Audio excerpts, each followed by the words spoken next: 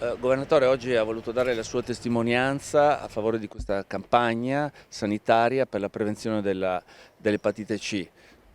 Sì, riuscire a monitorare e quindi intervenire in tempi preliminari contro l'epatite C vuol dire evitare danni al fegato che possono anche tramutarsi per esempio in tumori, quindi situazioni molto gravi. La prevenzione è un fattore fondamentale per la sanità pubblica oggi perché garantisce migliore qualità della vita della persona e ovviamente anche una sostenibilità del sistema sanitario.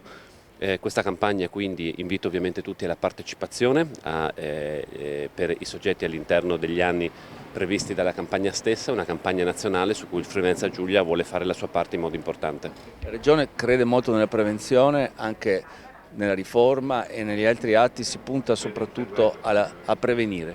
Dobbiamo rafforzare tutti i processi di prevenzione che partono sicuramente da un'organizzazione interna ma anche da una partecipazione dei cittadini a tutti i processi di prevenzione e a tutte le buone pratiche che riescono a garantire, come dicevo, una migliore qualità della vita. Cioè, per tutelare la propria salute è fondamentale tutto quello che possiamo fare prima dell'insorgere di una malattia. Dopo ovviamente bisogna affrontarla e curarla se insorge, ma tutto quello che possiamo fare per evitare che insorga è fondamentale.